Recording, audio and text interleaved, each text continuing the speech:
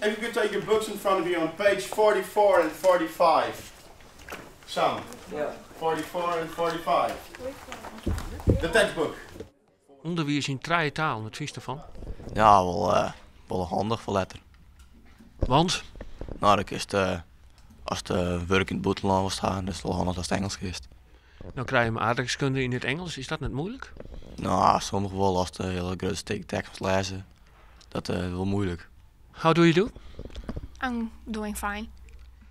Dat gaat goed, Maddie. Ja, En wat vies van de trije taal hier op Squallen? ik vind het handig, omdat vooral het Engels, dat vind ik wel handig om te leren en zo. En daardoor, nou ja, het kun je wel beter praten als alleen nog, als bijvoorbeeld aardrijkskunde en wiskunde net in het Engels zou krijgen.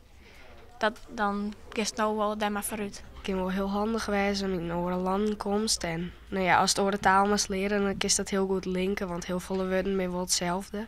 Dus Wat vies nou het dreigst? aardrijkskunde. Want?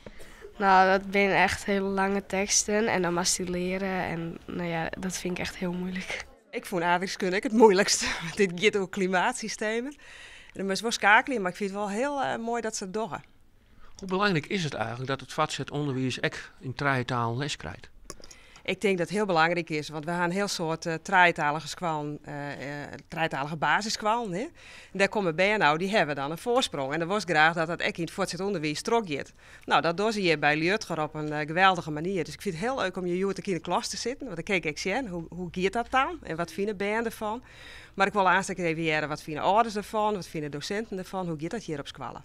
Nou is het zo dat deze squallen de eerste weer. Er zijn nog 2 andere squallen volgens mij. Hoe komt dat nou in de toekomst? Komen alle squallen straks in de benaming voor een trije taal? Nou, wij willen dat als provincie wel heel graag stimuleren, maar alle squallen is een heel soort. Hè? Dus squallen kiezen daar ik haar eigen profiel in. Dus moest ik even zeggen, wij komen erbij bij en wat past bij onze leerlingen. Maar ik denk dat het voor elke een heel goed is om meertalig onderwijs te krijgen.